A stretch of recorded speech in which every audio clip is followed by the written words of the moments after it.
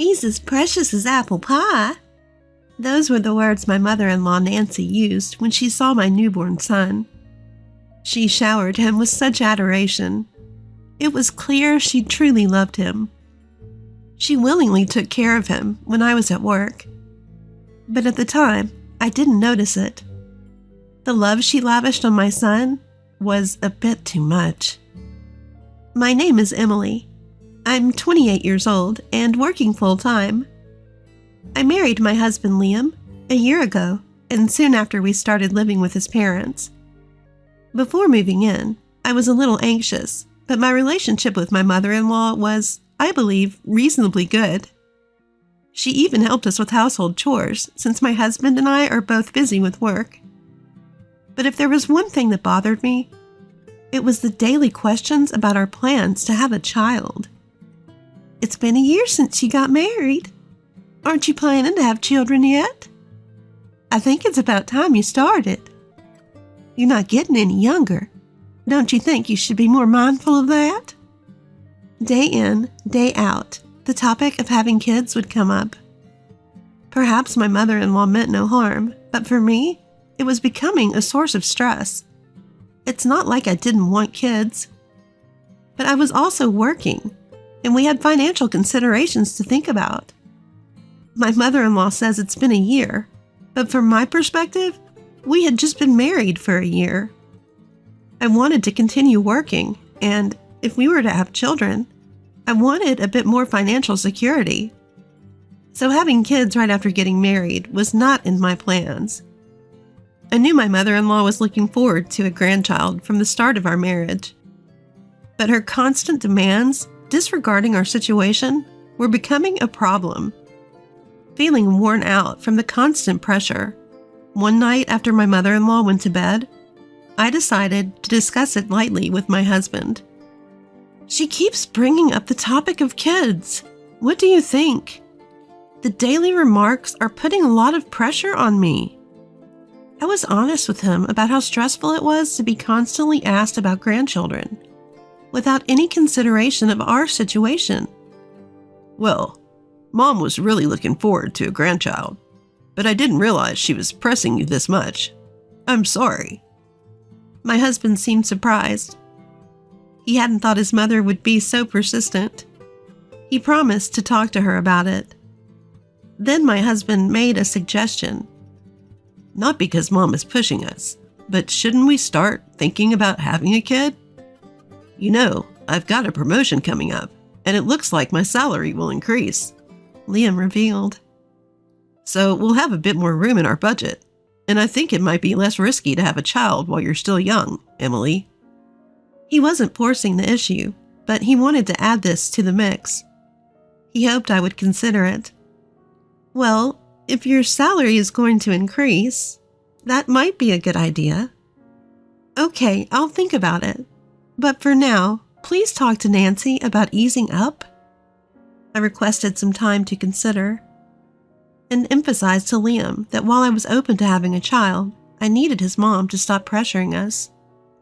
A few days later, Liam did talk to his mom, and thankfully, her constant prodding stopped. After that, the topic of kids never came up in direct conversations, and before I knew it, I was feeling less stressed. Once things settled down, I found myself more open to the idea of having a child. Just like Liam suggested. About that baby, I think we should move forward with what we talked about. Considering our age and health, sooner might be better, I told him. So we decided to wait for his promotion to be confirmed, and then we would start trying for a baby. Half a year later, everything fell into place, and I found out I was pregnant. We were happy, but nobody was more thrilled than Nancy. She had been waiting for this moment to become a grandmother. Every day, she was restless with anticipation, always checking up on me, which was quite endearing. Although I didn't appreciate her rushing us, I knew it was because she wanted a grandchild so badly. Gradually, I found myself able to interact with her in a more relaxed manner. A few months later, The day of my delivery arrived.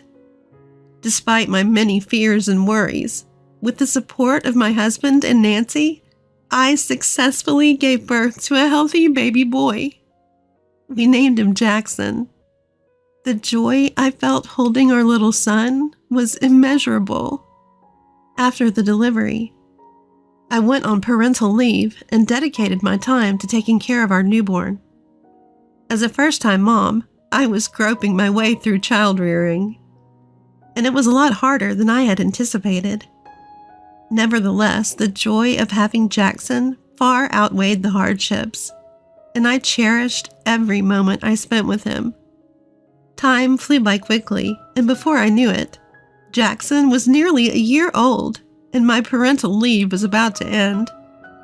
I decided to return to work as planned, but then we hit a snag. We couldn't find a childcare center. I knew there was a shortage, but I didn't expect it to be this difficult. Liam and I were left scratching our heads. Eventually, I decided to extend my parental leave.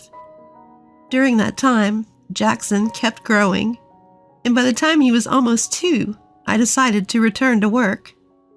We still couldn't find a childcare center, but Nancy offered to take care of Jackson.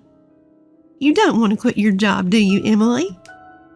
I'm always home anyway, so please don't hesitate to leave him with me," she said. "I'll just be bored if I'm alone." Her offer was a godsend. With our son turning 2, my husband and I had been planning to enroll him in preschool when he hit 3. There seemed to be enough openings at nearby kindergarten, and we thought we could somehow manage for another year. For the past 2 years, we'd been sharing childcare responsibilities with my mother-in-law. She was someone we felt we could trust to care for our son. Thanks to her, I was able to make a successful return to work. So I started working again. Everything was going smoothly at work, and our life was complaint-free. A year after we started this lifestyle, as our son was about to turn 3, I noticed something odd about him. He used to be thrilled when I came home, but now he seemed distant. He was always around my mother-in-law, not wanting to get close to me. I thought maybe he'd become too attached to my mother-in-law because she was looking after him. But I was also doing my best to communicate with him. I wondered what could have possibly happened.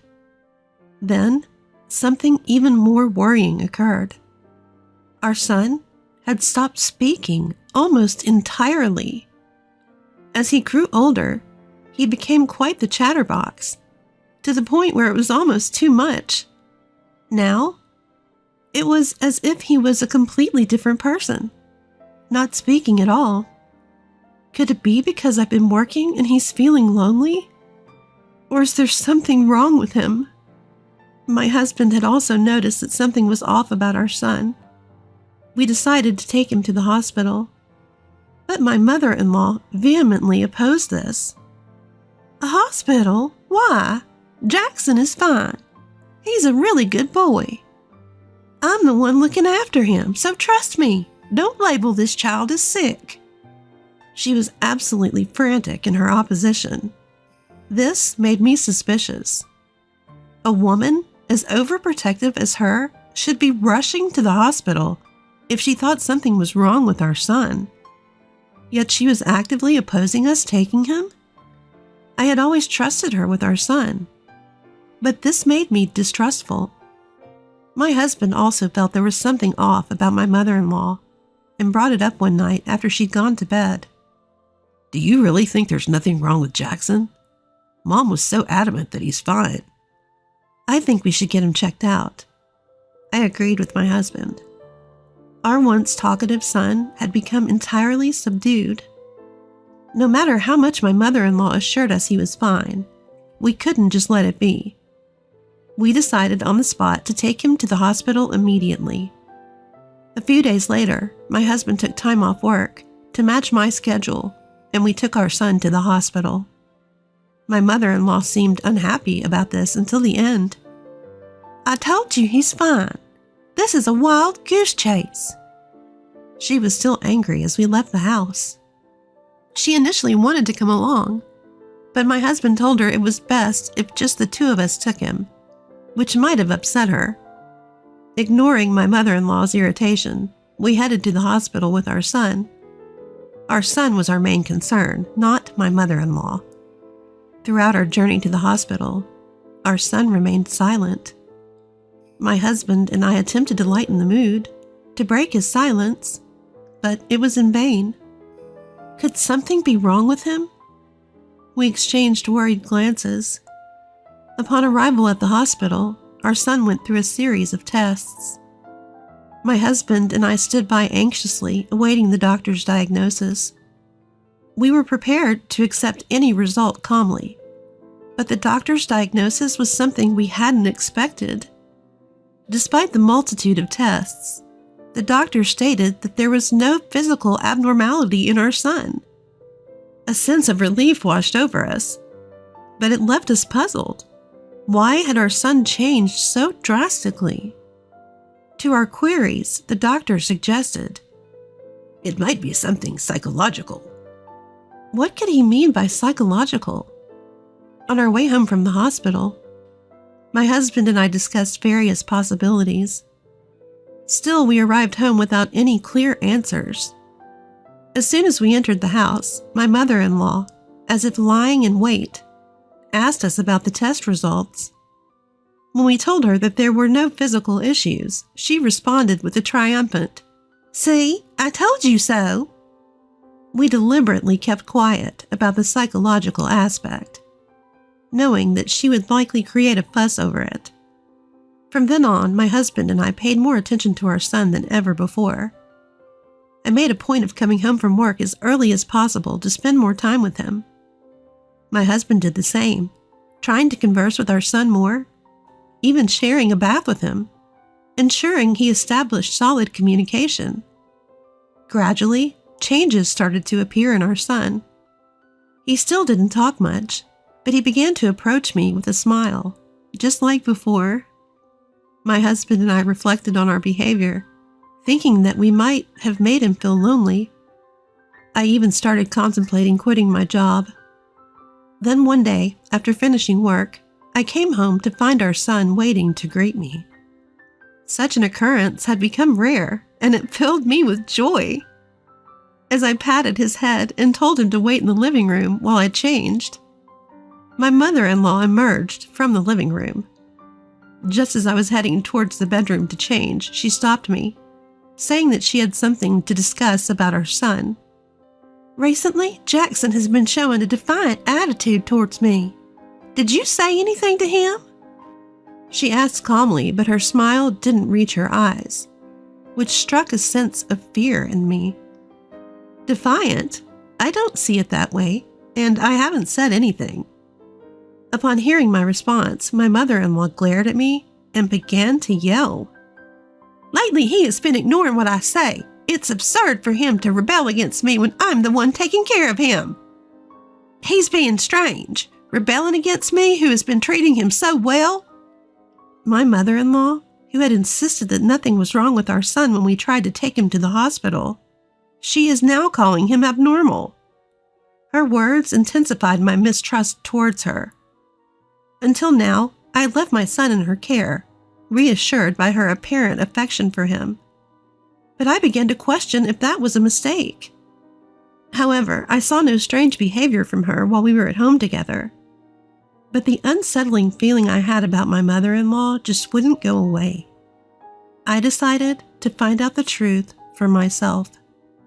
After having a chat with her, I pulled out an old voice recorder I had used for work and secretly set it up in the living room the following morning.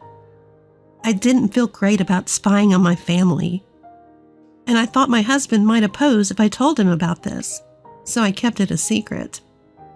Obviously, since the goal was to monitor my mother-in-law, I didn't let her in on the plan either. The next day, after I got home from work, I retrieved the recorder from the living room and played back the recording in our bedroom. What I heard was outrageous. It was my mother-in-law saying the unthinkable. My hand was shaking from shock, and I felt a surge of anger. I was mad at my mother-in-law and at myself for not noticing this before. I collected myself, then contacted my husband. I asked him to come home as soon as he could. I was thinking about leaving the house with our son. I apologized for recording without permission. I attached a message and sent him the audio file I had retrieved from the recorder. Then I quickly returned to the living room, picked up my son, and took him to the bedroom. My mother-in-law looked slightly annoyed, but she didn't say anything. As I put my son to sleep in the bedroom, I waited for my husband to come home. Watching my son's peaceful sleeping face, I heard my husband returning home. Then, I heard him yelling from the living room. "Hey, Mom, what's the meaning of this?" He must have rushed back home. My husband was panting. I hurried to the living room as quietly as possible so as not to wake my son. "What do you mean? What's going on?" There was my mother-in-law, stunned by my husband's uncharacteristic rage. I tried to calm my husband down. "Jackson is sleeping." At my words, my husband seemed to come back to his senses. He took a deep breath and motioned for my mother-in-law to sit in front of us. Wait, what? What's happening?" I placed the recorder in front of my clueless mother-in-law. Then I explained why my husband and I were upset. "I'm sorry, but we recorded you while you were alone with Jackson. Can you explain this to us?" I said, and played the stored audio. The numerous words that my mother-in-law had presumably spoken to my son filled the room. It was painful to hear them again. But my husband and I silently endured it and let her listen. "When will you understand I am your mom? You should call me Mom, okay? That woman is not your mom, so don't get along with her even when she comes back. You've been clinging to that woman lately, and you've even welcomed her home yesterday, but you don't have to do that." To my shock, my mother-in-law was demanding our son to call her Mama. Even when I, his actual mother, returned home, she insisted that he shouldn't get close to me. I was stunned into silence when I first heard about it. It also made sense why our son had been acting odd. "That woman she's referring to is Emily, right? What on earth does she mean by teaching him Emily isn't his mother?" My husband calmly yet angrily confronted his mother. Rehearing the recording, I realized how unsettling it was. "No, you got it all wrong. This is just a game. I'm just trying to make things fun for him." A pathetic excuse spilled from my mother-in-law's mouth. What kind of game was this supposed to be? To think she would act normal around us but fill our son's head with such nonsense behind our backs. You claimed that our son was abnormal. But isn't the abnormal one here you? All our son did was not act according to her whims, and that's why she labeled him as abnormal. There's nothing strange about a child wanting to be with his mother. But my mother-in-law couldn't stand it. "A game, huh? Do you really think such an excuse would work? Explain yourself." My normally mild-mannered husband, for the first time, interrogated his mother with a stern look.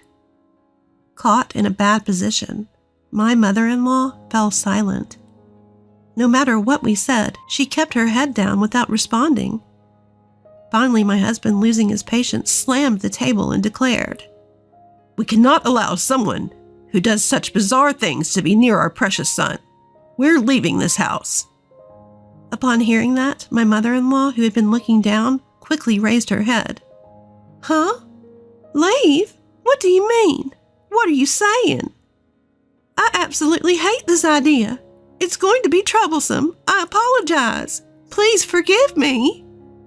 She must have realized what it meant for us to leave. The previously silent mother-in-law suddenly began to apologize. If we left, not only would she lose her grandson she longed for, her life would also become difficult. We had been taking care of most of her living expenses. I felt deep contempt for her when she raised her voice the moment she realized her future living conditions were in jeopardy. Do you think a mere apology can solve this? Do you know how our 3-year-old son felt? Thinking about our son, I couldn't hold back my tears. My husband seemed to feel the same. His eyes red. He threw an even colder gaze at his mother. We're leaving, whether you're troubled or not. As far as we're concerned, you're no longer family. With that, he grabbed my hand and headed for our room. We began to pack, picked up our sleeping son, and left the house. The moment we left, my husband apologized to me for his mother's behavior, but I couldn't bring myself to blame her alone. We are also responsible for not noticing it earlier and leaving him with her. Hearing that, my husband murmured in agreement. But severing ties with my mother-in-law was a decision my husband and I made. It was undeniable that our current situation was having a negative impact on our son.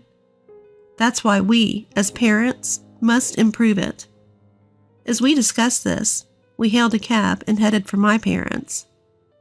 I had contacted them before confronting my mother-in-law, so both my dad and mom warmly welcomed us. There, my husband apologized to our son about his grandmother and patiently listened to his side of the story. However, as expected, our son didn't say a word. He might be hurt deep down. Let's give him some time until he's ready to talk.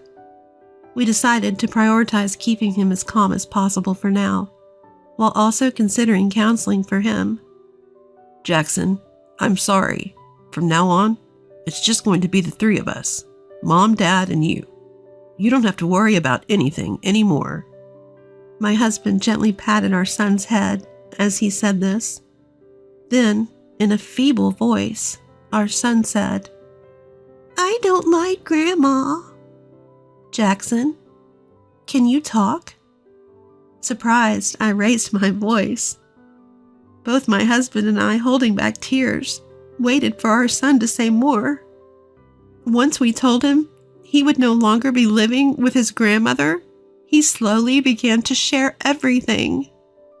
The fear of her rage if he didn't treat her as his mother, which made him unable to say a word. Being told that I was a wicked demon and that he should stay away from me. And the confusion he felt because he loved both me and his father and didn't know what to do. In his own halting words, he spoke slowly. I deeply regretted ever trusting my mother-in-law and focusing solely on my work. My husband and I continued to apologize to our son, telling him that from now on, it would be just us 3 always together. We tried our hardest to convey to him how much both of us loved him. Since then, until we found our next home, we lived at my parents' house. Thanks to my mother-in-law's absence, our son started regaining his cheerful self, even speaking with me normally again. Every day, I am sincerely glad to see his smile back.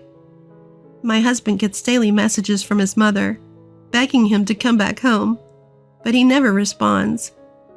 I used a blocking feature to avoid getting any messages from her. Just the other day, my husband went alone to his parents' house to retrieve our belongings. He apparently completely ignored his mother even then. He told me she was crying loudly, like a child. Even seeing my mother in that state, I felt no sympathy. The only family I need to protect now is Emily and Jackson. I can't tolerate anyone hurting them, even if it's their own grandparents. That's what he said while talking about his mother. I'm deeply grateful to my husband for taking immediate action to protect our son. I truly feel that being able to live with my precious family is the greatest happiness. I do feel a little sorry for my mother-in-law, who lost that. Eventually, my husband cut off all contact with his mother, and we moved to a new home. We've arranged to hear from a relative if anything happens to his mother. According to this relative, she's completely deflated, and she seems to be getting more and more depressed every day. She doesn't seem to have much room in her life. and apparently she spends her days crying alone in her large house, without ever going out. On the other hand, we moved to a secure condominium and started our new life. I quit my job to spend more time with my son, and together with my husband, we're doing our best to take care of his mental health. Thanks to that, our son seems to be back to his energetic self. Sometimes he can be a handful, but even that I find endearing. I want to continue watching over my husband and son, to ensure that our son never has to go through anything tough again, because that is our greatest happiness.